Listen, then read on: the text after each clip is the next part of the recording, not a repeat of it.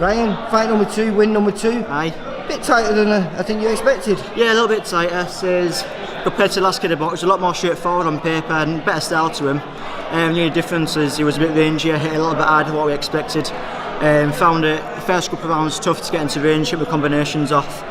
Still thought I did enough to win the early rounds. Then from round 3 onwards, I felt I sussed his style out. Outboxed him, outworked him, and obviously it showed on points. He was a dangerous lad though. I think what's he had, about 17, 18 fights? Yeah. And he's won 4, but he stopped. Although he wins, he stopped 3 of them, so he can bang a bit. Yeah, definitely, yeah. So as I say, 16 fights, won 4 or 5. Stopped most of his wins. Everything showed today is a bit of a banger.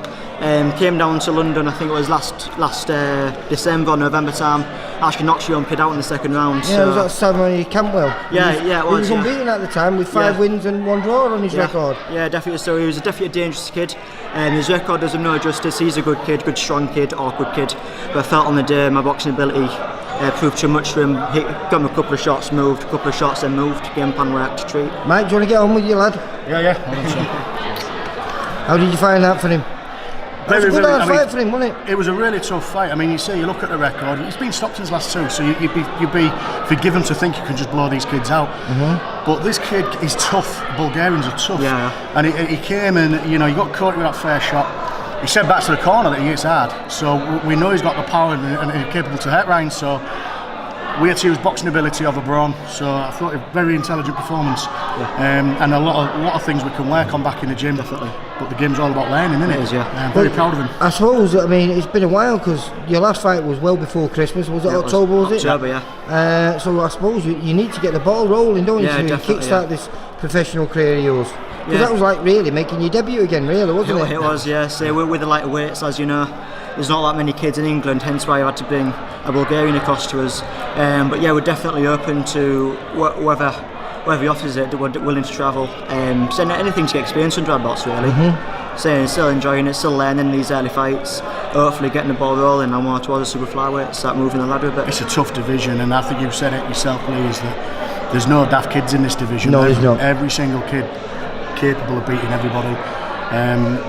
Craig Derbyshire, you've been working with Central Area Champion, should have had an English title shot before now with the ability and the kids he's come against, the performances put off. So, and he would consider. I was there when he won that title against Anthony Smith. Great and what a fantastic fight that was. It was an absolute war, and as it shows, given a 7-week camp like all the young prospects get, these journeymen can turn you over. So you've got to be careful. You've got to be on the ball with them.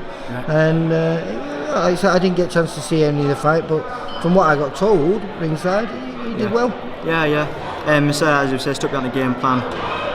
Boxing, the idea was see what it was all about first round. Going back, sussed him out second round, starting getting the game plan in order from there. Then bossed it last couple of rounds. So third round was tough. I don't think you boxed on for a few. But it's a boxing match. Yeah, you know what I mean? Yeah. It's like, if you don't like getting wet, don't go swimming. So you're going to get hit in a boxing match. Yeah, definitely. But it's how you get hit and how you come back from it. And so I don't think it was an issue, was it? One positive on that, Lee, as well, is that he was asked about his chin neck last time out. Well, he got caught in the chest in his last fight. He got caught square, and they were saying it was a heavy knockdown on the commentary team.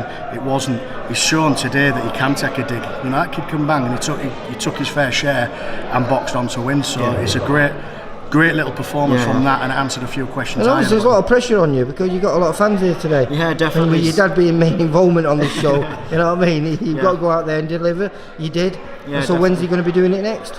Well, we're going to sit down with Steve, but I think we're looking at September, October time, back here again. Yeah. So, a little bit of time. If he's going on holiday in May, aren't you? Yeah. It was a family holiday, we're all going away. And back. Get the ball rolling from there, hopefully. Back ball rolling, get back on it. And, if we can get maybe on the Jolly Boys at the end of the year, maybe just as a finish off, maybe sweet talk to Steve on. We never know, we might get on there. I just want to go see what it's like. Didn't Steve? Yeah, all right, boy. All right, congratulations. Cheers, Lee. 2-0. 2-0.